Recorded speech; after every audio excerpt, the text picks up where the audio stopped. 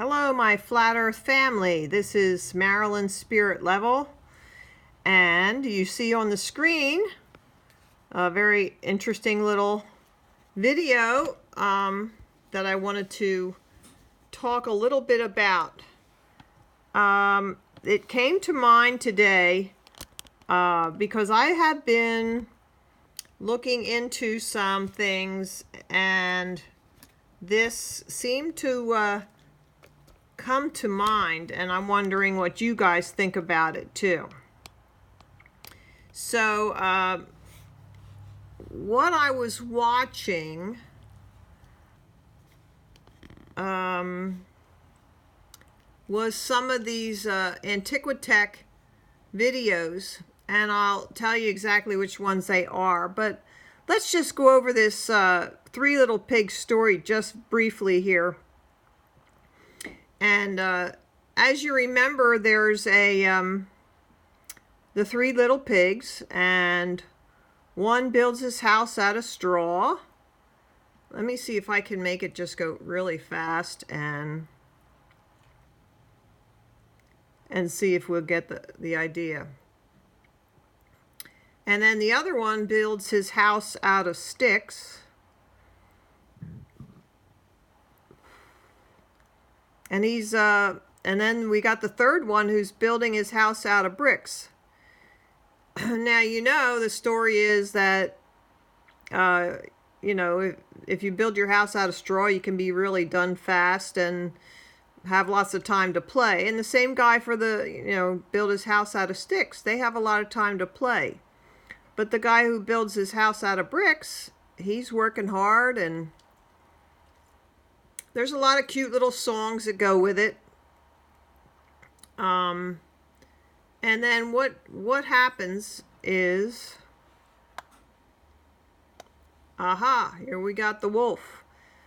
Now, we do know that a wolf is just the wild ancestor of the dog. So it has come to mind that there is some other things going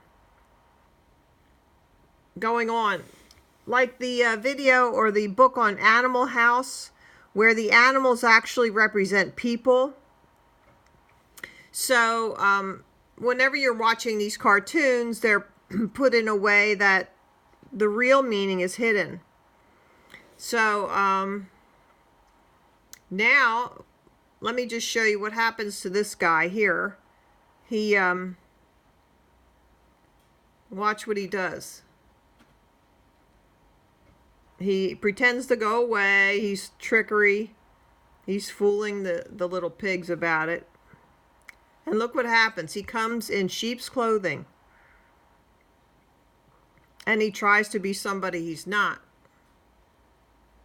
See? And says all these things. So then he does blow the house of sticks down. And then the two pigs run over to the brother and go into the house of bricks. And of course, you know, the end of this story is that the wolf cannot blow the house of bricks down. And, you know, he even comes down the chimney and gets hot in the pot there, and he does take off and run away. But that's the story. So now I wanted to relay this to what I've been watching this week. And I guess the first thing I'd like to bring up is the UAP channel. And am I mistaken on this? The UAP channel, no, I'm not mistaken. Hold on a second. There it is. That's the one I wanted. Okay. So, energy weapons of our past. And let me see. Oh, I'm sorry. It's global vision. As you can see right down there in the bottom, it's Global Vision who put this one on. So, energy weapons of our past. And what he talks about in here, let me turn that on. Oh no. Oh, there it goes. Computer's a little slow. There we go. So he's going to this museum.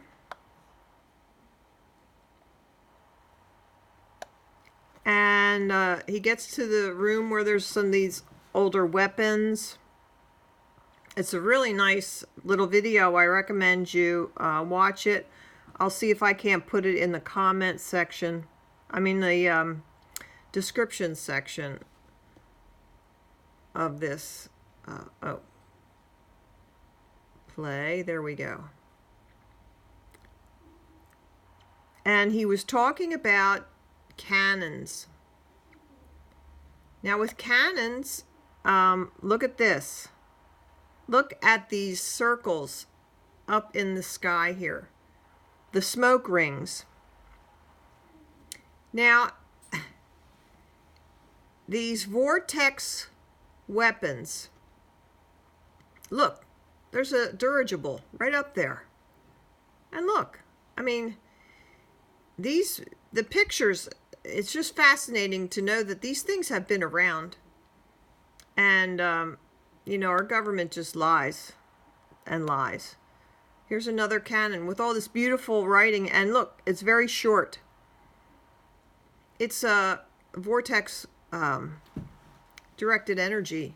It's not a, it does not shoot a cannonball.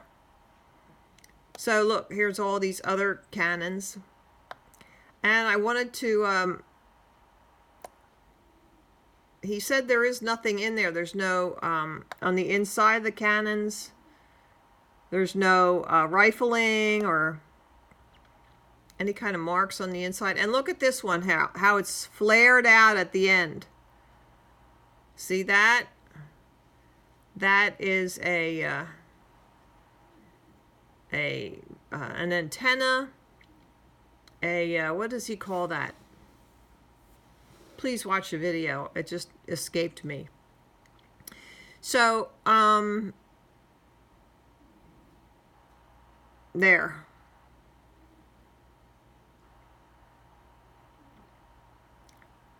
I think it's important that you go watch these. And oh, and then he's pinging on it. There's sound. It starts with an R. I hate when I have a brain fart. So anyway, okay, let me show you something else here. These cannons, see, I just typed in cannon smoke rings, pics of cannon smoke rings, and you have all of these pictures here. And look, you can actually use these to knock things over.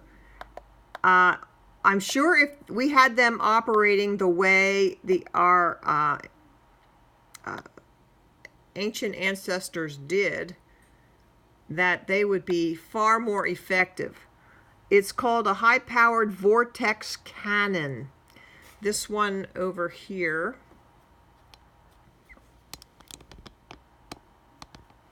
Oh, no. Let me see if I can get you that. Oh, it's way over there. Huh. There, that's a high-powered vortex cannon, this guy here.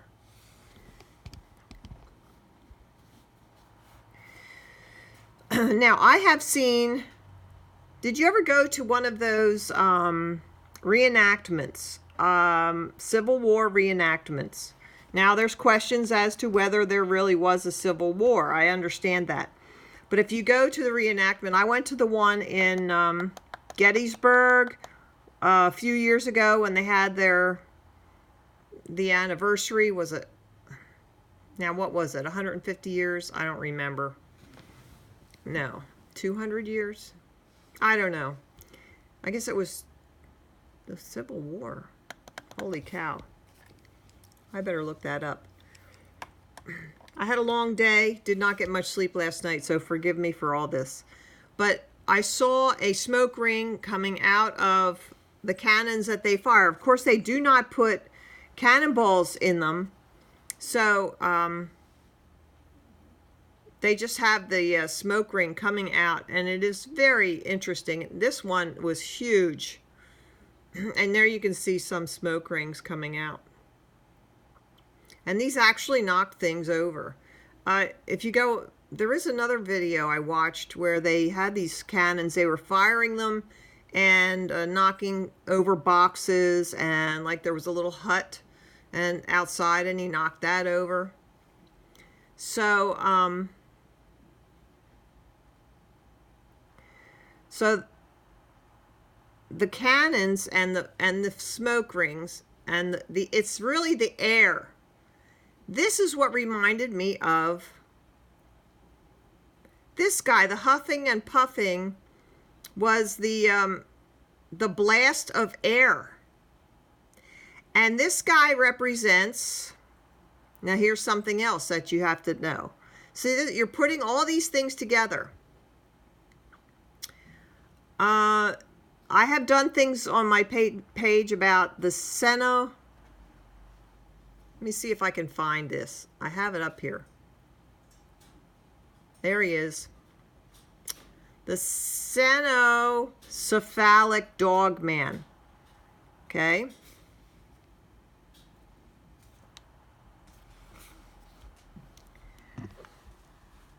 There's the video.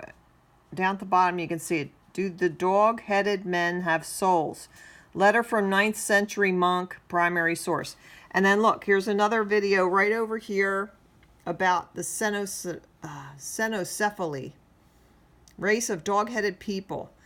Now what you need to know about that is, if you look up Senocephaly, the definition says dog head, or it even says baboon. So this is a creature with a different shaped head, elongated skull, and I can imagine there are variations of this, and they don't all look like that. They could look a little different, like that guy right there. He looks a little bit different. So baboon was listed in the definition. So you know there is some people that have been called apes, and take a look at them. Take a look at that situation and see if any of the other traits, do they have a soul? Are they empathetic? Are they a race of people that are really kind and loving?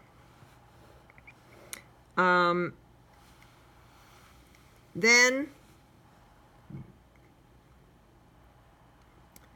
consider that these dog-headed people over the years have become more human looking. So they do not look so doggish anymore, although they do have a different shaped head. The modern ones, yes, I do think that they still exist, probably not to this degree, but they have non-human traits. There are non-human traits. So take a look at that. And look at what these, what do dogs do? Let's talk about the traits of dogs. What do dogs do? Let me see. Back here. Here we go. Well, this is what dogs do, don't they? Yeah. So, look at the types of people that have this have this kind of thing going on in their lives. And you know, we have a lot of that going on with pedophilia, all the sexual things going on. And here we have a pack of dogs, wolves, and they circle their prey. And they work in a pack. That is a trait of a dog. They are pack animals, and they are predators. They hunt down their prey in a pack, and they all go for the kill. So that's another trait.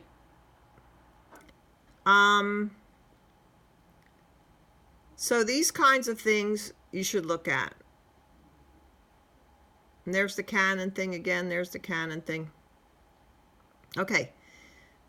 The other thing I was saying with this, the 3 pigs thing, is the piggy who built his house out of bricks. Look at this. Look at this. Now tell me, I did not make this little cartoon. This is a Walt Disney cartoon. Look at that. Ay, ay, ay.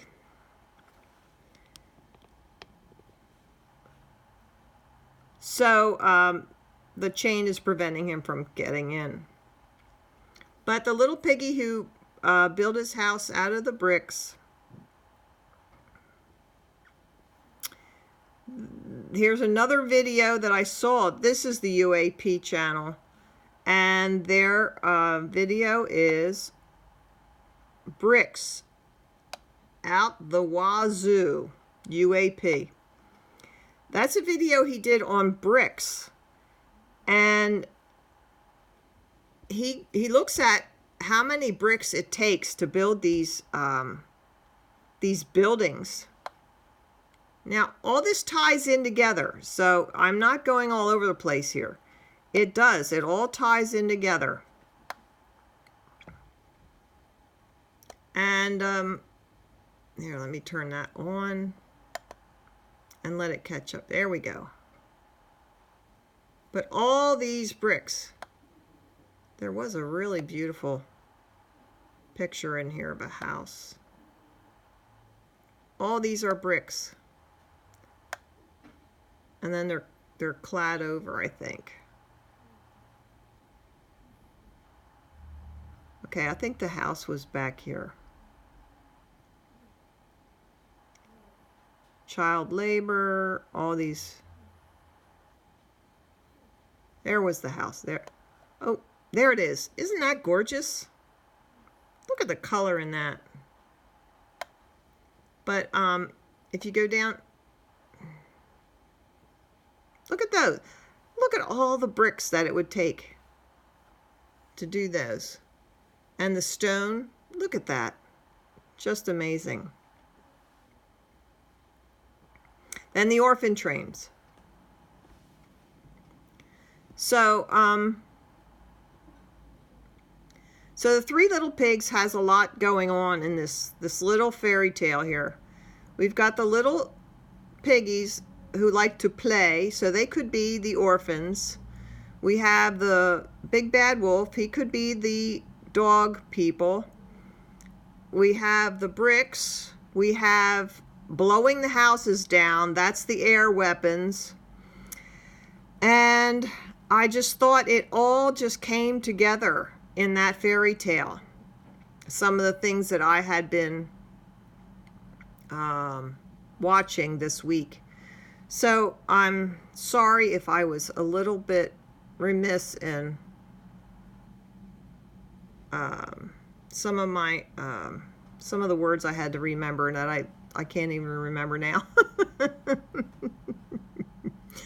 But okay, I just thought I'd let you guys see that, and I'm not out doing much street teaching because it's getting really cold. Maybe in a week or so I can go out when it gets a little bit warmer And I hope you all have a good evening. Take care.